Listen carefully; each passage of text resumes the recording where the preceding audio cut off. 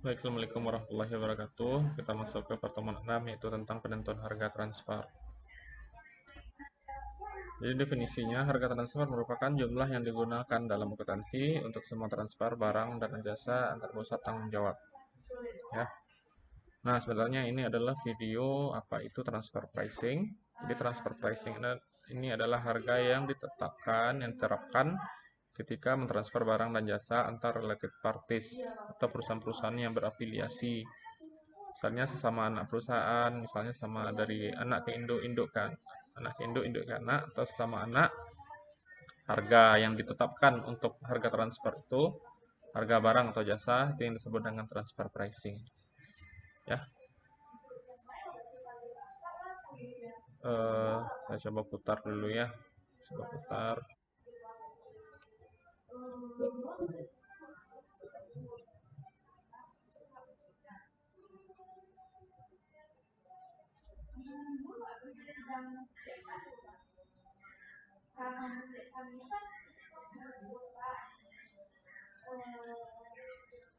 Ya, jadi dia punya hubungan.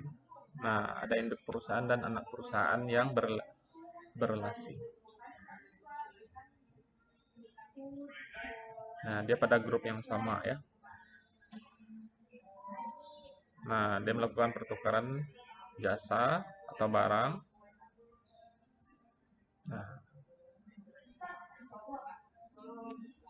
Nah, harganya harus sama.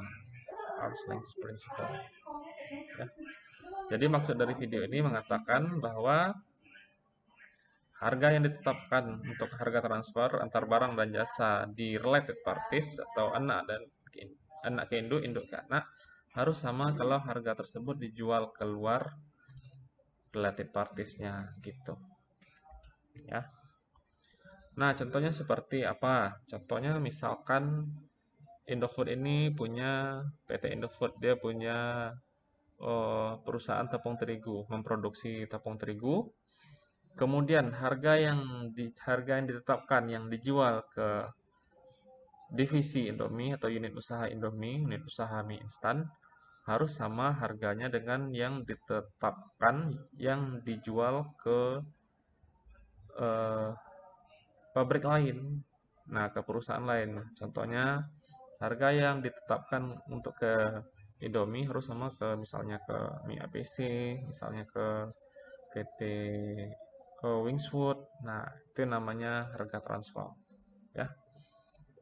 Ada prinsip arm's length principle adalah prinsip yang mengatur bahwa apabila kondisi dalam transaksi yang dilakukan pihak-pihak mempunyai hubungan istimewa sama atau sebanding dengan kondisi yang dilakukan dengan pihak-pihak yang tidak mempunyai hubungan istimewa, pihak eksternal, berarti harus sama harganya. Ada tujuan penetapan harga transfer. Yang pertama, memberikan informasi yang relevan kepada masing-masing unit usaha untuk menentukan imbal balik yang optimum antara biaya dan pendapatan perusahaan. Oke, jadi unit usaha ini ya untuk mengukur unit usaha terkait. Nah, apakah dia beroperasi secara optimal?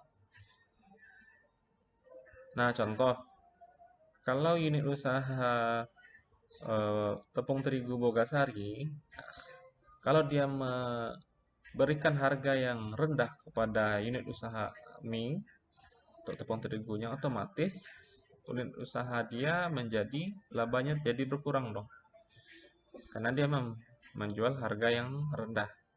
Jadi kalau dia menjual harga yang rendah, tentu tidak nampak bagaimana keuntungannya. Nah, maka dari itu harganya harus harga yang sama jika dijual keluar perusahaan. Ya.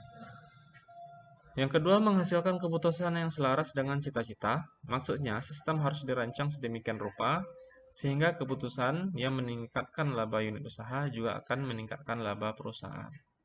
Oke, jadi unit-unit usaha itu dia harus berlaba semuanya. Nah, masih ingat kan dengan program model BCG, Boston Consulting Group, bahwa setiap unit perusahaan ini dia harus kalau bisa dia berada pada kuadran kiri. Kuadran kiri itu kuadran yang mana? Berada pada kuadran bintang atau pada kuadran cash cow. ya. Nah, gitu. Jadi harus bagus. Nah, kalau dia sampai sudah berada di pada kuadran kanan, nah itu sudah warning itu. Kemudian tujuan penentuan harga transfer yang ketiga membantu pengukuran kinerja ekonomi dari unit usaha individual. Jadi ini memang benar ya. Nah, membantu pengukuran kinerja ekonomi. Jadi ya sama seperti BCG tadi, apakah unit usaha ini masih layak atau tidak gitu. Jadi harus harga transfernya itu harus relevan ya, harus sama dengan yang ditetapkan jika produk tersebut dijual keluar. Sistem tersebut harus mudah dimengerti dan dikelola. Prinsip dasar. Nah, basic prinsipalnya, metode penentuan harga transfer, prinsip dasarnya, harga transfer sebaiknya serupa dengan harga yang akan dikenakan seandainya produk tersebut dijual ke konsumen luar atau dibeli pemasok dari luar. Situasi ideal, satu, orang-orang yang kompeten. Yang kedua, atmosfer yang baik. Yang ketiga adalah harga pasar. Nah, yang keempat adalah kebebasan memperoleh sumber daya. Yang kelima adalah informasi penuh, gitu. Jadi orang-orang yang kompeten, maksudnya ya karyawan atau manajer yang ada di unit bisnis itu, dia harus kompeten, dia harus profesional ya. Jangan karena satu perusahaan kemudian dikurangi harganya. Nah, tidak seperti itu. Jadi unit bisnis itu memang betul-betul harus profesional. Atmosfer yang baik. Nah, jadi terkadang ada eh, permasalahan atau ada perbedaan pendapat tentang penetapan harga transfer, harus butuh atmosfer yang baik. Yang ketiga adalah harga pasar. Ya, harga pasar ini harga yang dijual keluar. Ya, harga yang berlaku ketika perusahaan tersebut menjual tepung terigu keluar berapa harganya. Maka itu disebut dengan harga pasar. Yang keempat adalah kebebasan memperoleh sumber daya. Nah, contoh misalkan kalau yang unit di divisi Indomie ini, ketika dia merasa bahwa unit Bogasari ternyata menjual mahal, dia boleh membeli atau memperoleh sumber daya ini dari yang lain. Nah, karena dia harus bertanggung jawab terhadap unit usaha dia sendiri. Hambatan-hambatan dalam perolehan sumber daya. Yang pertama adalah pasar yang terbatas. Ya, pasar yang terbatas berarti adalah kesulitan dalam memperoleh bahan baku. Yang kedua adalah kelebihan atau kekurangan kapasitas industri. Nah, kelebihan kapan dia dikatakan kelebihan kapasitas industri? Contoh seperti ini. Unit usaha ini dia bisa memproduksi 100 unit. Kemudian hanya diproduksinya pada tingkat 50 unit. Nah, berarti itu artinya kelebihan kapasitas industri. Ya, dia bisa memproduksi dalam sehari itu misalnya 100 unit, ternyata yang diproduksi adalah 50 unit. Nah, itu artinya kelebihan, ya, ada kelebihan di sana. Kalau kekurangan kapasitas industri, nah contoh seperti ini. Kekurangan kapasitas industri, misalnya permintaan itu ada 100, ya, ada permintaannya 100 unit. Ternyata industri kita, misalnya pabrik kita hanya bisa memproduksi satu hari itu hanya 50 unit. Itu artinya terjadi kekurangan kapasitas industri. Gitu. Ada biaya tetap dan laba hulu. Gitu. Persetujuan antara unit usaha. Dua langkah penentuan harga. Nah, jadi biaya tetap dan laba hulu yang pertama adalah harus ada persetujuan antara unit usaha. Yang kedua adalah dua langkah penentuan harga. Untuk di setiap unit yang terjual, pembayaran biaya dilakukan dalam jumlah yang sama dengan biaya variabel produksi. Pembebanan biaya berkala biasanya setiap bulan dilakukan dengan jumlah yang sama dengan biaya tetap yang berkaitan dengan fasilitas yang disediakan untuk pembelian. Sini ada biaya tetap dan laba hulu, pembagian laba. Jika sistem penentuan harga dua langkah yang baru saja diperlihatkan tidak dapat digunakan, maka sistem pembagian laba profit sharing dapat digunakan untuk memastikan keselarasan antara kepentingan unit usaha dan perusahaan. Ada dua kelompok harga. Dalam metode ini, pendapatan unit produksi akan dikreditkan pada harga jual dan unit pembelian dibebankan dengan total biaya standar. Selisihnya dibebankan ke dalam akun kantor pusat dan dieliminasi ketika Selisihnya dibebankan ke dalam kantor pusat dan dieliminasi ketika laporan keuangan unit usaha dikonsolidasikan. Penentuan harga jasa korporat. Pengendalian atas jumlah jasa. Unit usaha mungkin diharuskan untuk menggunakan staf korporat untuk jasa-jasa seperti teknologi informasi serta riset dan pengembangan. Dalam situasi seperti ini, manajer unit usaha tidak dapat mengendalikan efisiensi kinerja dari kegiatan tersebut, namun ia dapat mengendalikan jumlah jasa yang diterimanya. Pilihan penggunaan jasa. Pihak manajemen mungkin memutuskan bahwa unit usaha dapat memilih apakah akan menggunakan unit jasa sentral atau tidak. Kesederhanaan dari mekanisme harga.